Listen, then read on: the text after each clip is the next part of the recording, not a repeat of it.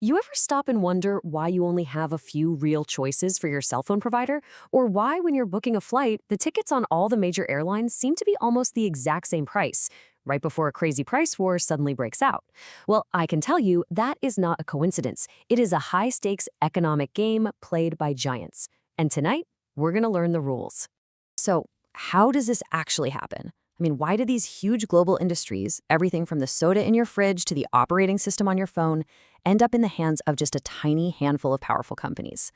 It's honestly one of the most fascinating and important questions in all of economics. Well, the answer has a name. It's a market structure called an oligopoly. And in this world, the rules are just fundamentally different. It's way less about simple supply and demand and so much more about strategic moves, counter moves, and trying to guess your rival's every single decision.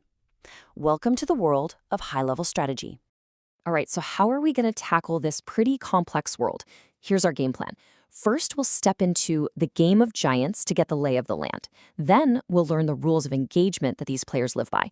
We're going to investigate the price stalemate, this wild puzzle of why prices just don't seem to change. After that, we'll look for the secret handshake of collusion, see how it all plays out in the real world, and then we'll wrap up with the final move to test what we've learned. Let's get into it. Okay, Section 1, the game of giants. Before we dive into all the intense strategies and mind games, let's make sure we really understand the arena itself. What exactly is this game that these corporate titans are playing? At its core, an oligopoly is actually pretty simple to define. It's a market where just a few big firms control almost all of the sales. Think Coke and Pepsi, Apple and Samsung, Airbus and Boeing. The key word here, the one that changes absolutely everything, is few. Because there are so few players, each one is massive enough to influence the entire market, but they always have to be thinking about what the other guys are going to do. So, we know it's a game with just a few players. That brings us right to Section 2, the rules of engagement. Every game has rules, right? Whether they're written down or not. And in an oligopoly, these rules determine pretty much everything. So let's open up the playbook. You can break this down into 4 key features. First, as we just talked about, a small number of sellers. Second, and this is huge, there are significant barriers to entry. It is incredibly tough for new companies to just jump in and compete. Third, the products can be basically identical, like crude oil, or they can be super different, like smartphones. But that last point, that's the one that ties it all together, and it is the most important: strategic interdependence. This is the secret sauce of oligopoly. So what are these barriers to entry that are so tough to get over? Well, they come in a lot of different forms. You've got massive economies of scale, where being bigger is just dramatically cheaper. You have unbelievably high startup costs. Just imagine what it takes to build a new car factory from scratch. Sometimes it's all about patented technology that gives one firm an exclusive right. Other times it's just fierce brand loyalty that's been built up over decades, or even controlling a key natural resource. All these things make it next to impossible for a new competitor to get started. Let's really drill down on this idea of interdependence, because it is the absolute core of everything we're talking about. The best way to think about it is like a high-stakes chess match. You can't just make a move, say push a pawn forward, without thinking through all the possible reactions your opponent might have. In an oligopoly, if one airline cuts its prices for the holidays, it knows with 100% certainty that its rivals are going to be forced to respond, probably within hours. Every single decision is connected in this complex web of action, reaction, and anticipation. Now, this constant strategic pressure forces firms down one of 2 main paths. They can choose to compete like crazy, what economists call a non-collusive oligopoly. This is where they're constantly battling for an edge with new features, advertising, and pricing. Or they can choose to cooperate, to work together, either out in the open or, more likely, in secret. This is a collusive oligopoly. And as we're about to see, these 2 choices create completely different worlds with totally different outcomes for the companies and for us as consumers. Let's start with that first path, the competitive one, the non-collusive path. We're going to explore one of the most famous models in economics that tries to explain something really weird you see in these markets. Why prices for things like gas or cell phone plans often seem to get stuck, just frozen for long periods, resisting any kind of change. It's a price stalemate. This is the Kinked demand curve model. It was developed way back in 1939 by an economist named Paul Sweezy, and he came up with it during the Great Depression, a time when he noticed that prices were strangely sticky and just wouldn't fall. His whole model is designed to explain this price rigidity, and it all comes down to one brilliant and actually very intuitive core assumption about how rival firms react to price changes. Okay, here's the core idea, split into two parts. First, if a firm decides to raise its price, what do you think its competitors are going to do? Well, they'll probably just keep their prices the same and say thank you very much to all the new customers that come flooding in. This means demand is very elastic or super sensitive to a price increase. A tiny price hike can cause a huge loss in customers. Okay, but what about the flip side? If that same firm lowers its price, its rivals have to follow, right? They have no choice. They have to match the price cut, or they'll lose all their customers.